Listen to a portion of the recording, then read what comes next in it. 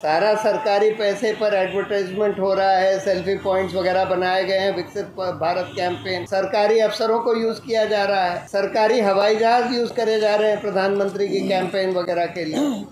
और मीडिया जो है ज्यादातर सरकार के कंट्रोल में आ गई है। उन्होंने एडवर्टाइजमेंट्स के थ्रू या ईडी वगैरह का डर दिखाकर सबको कंट्रोल में ले लिया है। इसकी वजह से घूसखोरी खूब चली है ना। आधे से ज्यादा इलेक्टोरल बॉन्ड उन्हीं कंपनियों ने दिए हैं जिनके ऊपर ईडी आईटी वगैरह की रेड हुई। तो ये तो सीधा सीधा करप्शन का मामला है। इसकी तो जांच होनी ही चाहिए। इसकी जांच सीबीआई भी नहीं कर सकता, इसकी जांच ईडी भी नहीं कर सकता, इसकी जांच तो कोई एसआईटी ही कर सकती है।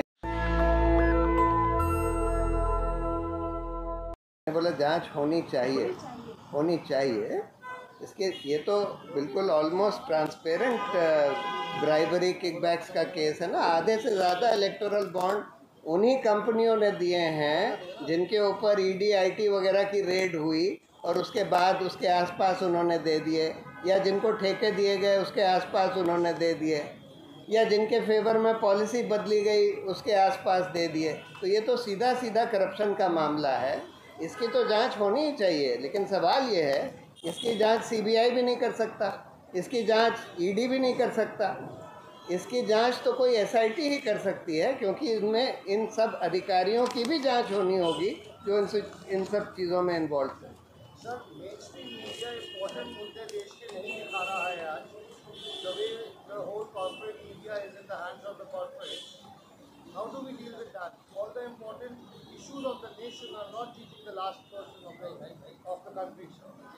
नहीं, that is very unfortunate. Unfortunately हुआ ही है। जैसे अब लेवल प्लेइंग फील्ड की बात है, देखिए आज तो प्लेइंग फील्ड बिल्कुल ही लेवल नहीं है। पैसा सब एक पार्टी के पास है, दूसरी पार्टियों का तो पैसा फ्रीज कर दिया है। सरकारी पैसा भी वो पार्टी जो पावर में है इस्तेमाल कर रही है। सारा सरकारी पैसे पर एडवर्टाइजमेंट हो रहा है, सेल्फी पॉइंट्स वगैरह बनाए गए हैं, विकसित भारत कैंपेन, सरकारी अफसरों को यूज़ किया जा रहा है, सरकारी हवाई जहाज यूज़ करे जा रहे हैं प्रधानमंत्री की कैंपेन वगैरह के लिए। और मीडिया जो है ज़्यादातर सरकार के कंट्रोल में आ गई है। उन्होंने एडवर्टाइजमेंट्स के थ्रू या ईडी वगैरह का डर दिखाकर सबको कंट्रोल में ले लिया है। सिर्फ जो ऑल्टरनेट मीडिया है, जो आज मतलब मेन स्ट्रीम मीडिया में इक्के दुक्के हो सकते हैं, लेकिन ऑल्टरनेट मीडिया में लोग हैं, वो लोग काम कर रहे हैं। उसके ज़रिए कम से कम ये इन्फॉर्मेशन लोगों तक पहुंचनी चाहिए। जो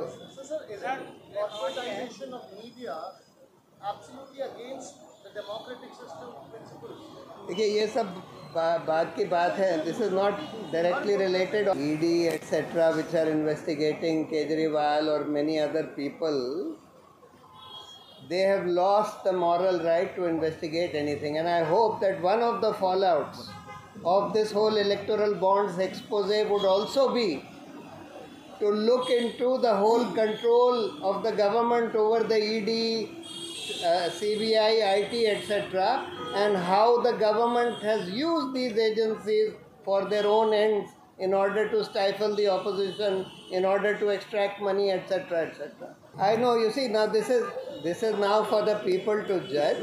Our job, your job is only to put these facts before the people. Can I say something? In response to the question about who, and also in response to the question that the mainstream media does not do what they are supposed to do, I think we all are responsible to make people at large aware. You know, why should corporate media do this? To be a devil's advocate. जनता को समझाने की जिम्मेवारी किसकी है? किसी की भी नहीं है, या जो जिम्मेवारी समझता है उसकी है। तो मेरा जवाब तो आपको ये होगा कि जनता को इसको इन्वेस्टिगेट करना चाहिए। And my answer to you, sir, is we have to make people aware of what is being done to them. You know, nobody, no agents can you say कि तुमने इसका ठेका लिया और तुम ये करो। भाई हमने ये जो किया है ADR ने और कॉमन कॉज ने, हमें किसी ने कहा था ये करने के लिए? Citizens have to feel their responsibility and they have to stand up and be counted. जब तक हम ये कहते रहेंगे ये कौन करेगा, मेरा जवाब सबको यही है कि आप करिए। सर मेरा सवाल ये है कि आपने कहा कि ये आज़ादी के बाद से सबसे बड़ा स्कैंडल है, पॉलिटिकल करप्शन का सबसे बड़ा स्कैंडल। तो आपकी तरफ से ये क्यों मुतालबा हो रहा है कि जो पॉलिटिकल पार्टी है उसको कंपलसरी कर दिया जाए कि वो क्राउड फंडिंग करें, उससे पीपल इन्वॉल्वमेंट भी बढ़ेगी और जो है उसका जो है कॉर्पोरेट फंडिंग को जो है बैन किया जाए। यानी कॉरपोरेट फंडिंग को ब्राज़ील में तो ब्राज़ील के सुप्रीम कोर्ट ने बैन कर दिया था। जैसे कि ईवीएम्स को जर्मनी के कॉन्स्टिट्यूशनल कोर्ट ने बैन कर दिया और यूरोप में करीब करीब सारी जगह ईवीएम्स ख़त्म हो गए। लेकिन हिंदुस्तान में वही पार्टी जो पहले जब पावर में नहीं थी वो कहती थी कि भाई ईवीएम से बड़ी बेईमानी हो रही है, ईवीएम हटाओ, लोकतंत्र बचाओ, वही आज अब अड़ी हुई है कि भाई हम ईवीएम का कुछ नहीं होने देंगे। अभी जब लोग डिमांड कर रहे हैं कि भाई जो वीवीपैट की स्लिप है लोगों के हाथ में दे दो, अपोजिशन सब डिमांड कर रही है और उसको बैलेट बॉक्स में डाल दिया जाए, और तो उसमें क्या प्रॉब्लम है। लेकिन सिर्फ सरकार और इलेक्शन कमीशन ये लोग अड़े हुए हैं कि नहीं नहीं हम ये किसी हालत में नहीं होने देंगे। तो ये तो सब प्रॉब्लम्स नहीं है। I do not know what really happened in this case. All that I know is, in this liquor case, all that I know is that there is no documentary evidence against Kejriwal or probably even against Manish Sisodia in this matter. The only evidence that the ED seems to be relying upon is some oral evidence of the approver. And that approver, as we have seen, is of a company, as Anjali has told you, is an officer of a company who has paid the BJP by way of electoral bonds, became approver and thereafter gave more electoral bonds, etc. So, I mean, in a case where you have such transparent evidence of the governments giving, governments belonging to those very parties giving contracts, letting go of regulatory action through the ED, etc., and then getting electoral bonds at around the same time getting electoral bonds. You are arresting a chief minister. In my view, it's totally wrong to arrest a chief minister on the eve of elections on the basis of such evidence of an approval. It's totally wrong. Sir एक छोटा सवाल है, जिस तरह से corporate अपना पंजा बढ़ा रहा है, ऐसे में इलेक्टोरल बॉन्ड से पहले भी कॉर्पोरेट इनको बड़ी फंडिंग कर रहा है। हाँ, इससे कोई रुकने का कुछ चांस लग रहा है थोड़ा सा? वो तो कॉर्पोरेट वो बने हुए हैं। नहीं, वो तो बने हुए हैं। देखिए, इससे बस ये फ़र्क हुआ, पहले तो आपको फंडिंग जो आप करते थे, या तो आप कैश दीजिए, कैश तो अभी भी देते हैं, बहुत सारे लोग कैश देते हैं, या फिर आप बैंक के थ्रू दीजिए, जिसका आपको अपने कंपनी के रिकॉर्ड में बताना होगा कि आपने इतना पैसा इस पॉलिटिकल पार्टी को दिया। लेकिन ये जो इन्होंने इलेक्टोरल बॉन्ड से गुप्त बना लिया, इसकी वजह से घूसखोरी खूब चली, क्योंकि जब लोगों को पता नहीं लगेगा कि किसने किसको दिया, तब लोग सोचेंगे कि अच्छा हम घूस दे देते हैं, किसी को पता क्या लगेगा। तो सभी को है, कुछ कम कुछ ज़्यादा। हाँ, देखिए, 2017 से पहले देश में राजनीतिक चलने का सिस्टम ठीक नहीं था। हम लोग 25 साल से ये काम कर रहे हैं, 1999 से। अगर सब ठीक होता तो हम 2016 तक कुछ भी न करते। 2017 में एक नई चीज आई थी, अब वो खत्म हो गई है, तो फिर वही काम शुरू होगा जो पहले कोई नैतिक जिम्मेवारी नैतिक जिम्मेवारी कोई नहीं। आपको नैतिकता कहाँ है भैया? आपके पास है नैतिकता?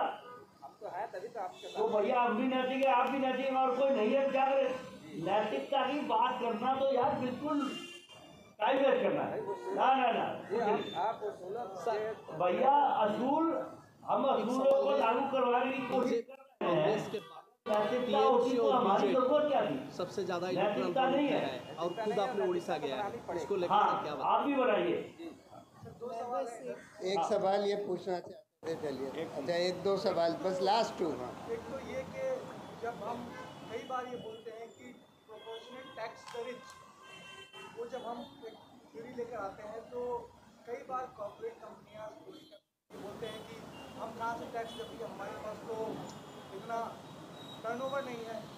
और इस थ्योरी के खिलाफ कई बार बहुत बड़े बड़े बयान आते हैं, लेकिन वहीं जब इलेक्टोरल बॉन्ड के शक्ल में अपनी कमाई से ज़्यादा अपना पेट काट के चंदा दिया जाता है, तब तो कॉर्पोरेट को दुख नहीं होता।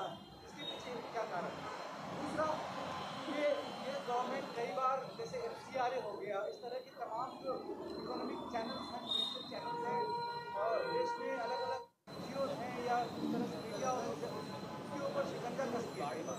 लेकिन अपने लिए इस तरह के जो रास्ते बनाते हैं जो एकदम नाम सा रहता है, जिसका कुछ लेना अता पता नहीं है, इसके ऊपर आप क्या कहना चाहते हैं? नहीं, देखिए, कॉरपोरेट तो एक तरह से जो बेईमान कॉरपोरेट हैं वो तो चाहते थे इस तरह की स्कीम रहे, क्योंकि इससे आप घूस दे सकते हैं और बहुत बड़े बड़े कॉन्ट्रैक्ट्स ले सकते हैं। आप अगर कुछ अवैध काम कर रहे हैं तो आपके ऊपर कोई इनकम टैक्स या ED का एक्शन होता है, उससे छुटकारा पा सकते हैं। ये बॉन्ड देकर, बॉन्ड तो एक तरह की घूस ही थी ना, जो घूस दी जा रही थी। तो इसलिए जो बेईमान कॉरपोरेट थे वो तो चाहते थे कि इस तरह का इलेक्टोरल बॉन्ड की एक स्कीम आए।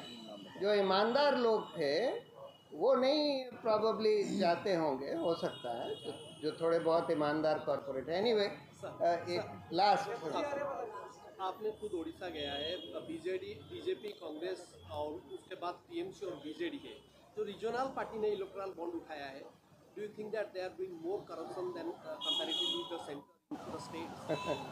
नहीं, ये तो ठीक है कि इन लोगों ने भी कॉन्ट्रैक्ट्स वगैरह दिए होंगे। अगर ये रीजनल पार्टीज़ को जो बॉन्ड्स मिले, जिन कंपनियों से मिले, ये देखा जाए कि ज़रूर उसमें से काफ़ी सारे बॉन्ड जो रीजनल पार्टीज़ को मिले हैं वो भी घूस के तौर पर मिले होंगे, ये मेरा अनुमान है। इसकी एनालिसिस करी जा सकती है कि इन स्टेट गवर्नमेंट्स जो कंट्रोल कर रही थी उन्होंने क्या ठेके दिए, क्या लीजेस दी, क्या लाइसेंसेस दिए, वगैरह वगैरह। उसकी एनालिसिस होगी तो यही बात निकल कर आएगी कि उन लोगों को भी उन्होंने ठेके दिए और उसकी वजह से उनको बॉन्ड मिले। लेकिन ये जो एक भाजपा की तरफ से तर्क दिया जा रहा है कि भाई हमारा पर MP हमको इलेक्टोरल बॉन्ड कम मिला, देखिए दूसरी पार्टी के तो बस 5 MP हैं, उनको इतने मिल गए, हमारे तो 300 MP हैं, हमको पर MP कम मिला। तो मतलब ये तो कोई बात नहीं हुई ना कि हम बड़ी पार्टी हैं तो हमको बड़ा करप्शन करने का राइट है, तो आप छोटी पार्टी हैं तो आपको छोटा ही करप्शन करने का राइट था। मतलब इस तरह का तर्क दिया जा रहा है भाजपा के द्वारा। भविष्य में ये सब पार्टियां क्या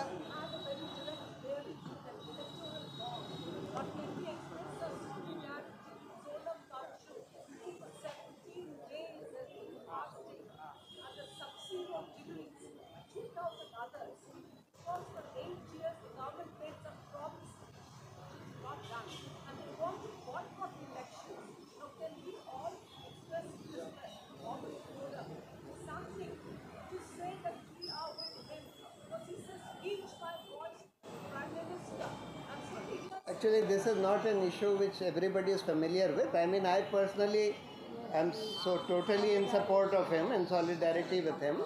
But it's not something which we can ask everybody to sort of express solidarity, because many people may not be aware of it. Electoral bond का मुद्दा लगता है कि पता नहीं कौन सी कंपनी किसको दे रही है ठेके, लेकिन हम सबकी जिंदगियों से जुड़ा है। 7 फार्मा कंपनी जिनकी क्वालिटी पुअर बताई गई ड्रग्स की, वो इलेक्टोरल बॉन्ड दे रहे हैं। वो किस लिए दे रहे हैं, इन सब चीज़ों की इन्वेस्टिगेशन बहुत ज़रूरी है और हम उम्मीद करते हैं कि इन सब चीज़ों पर इंडिपेंडेंट और फेयर इन्वेस्टिगेशन हो। नेशनल दस्तक की आपसे गुजारिश है कि अगर इसको बचाना चाहते हैं तो नेशनल दस्तक को सब्सक्राइब करने के लिए रेड कलर के सब्सक्राइब बटन को दबाएं, फिर बेल आइकन की घंटी दबाएं। नेशनल दस्तक को बचाने के लिए बहुत ज़रूरी है कि हर खबर को शेयर करें, लाइक करें, कमेंट जरूर करें।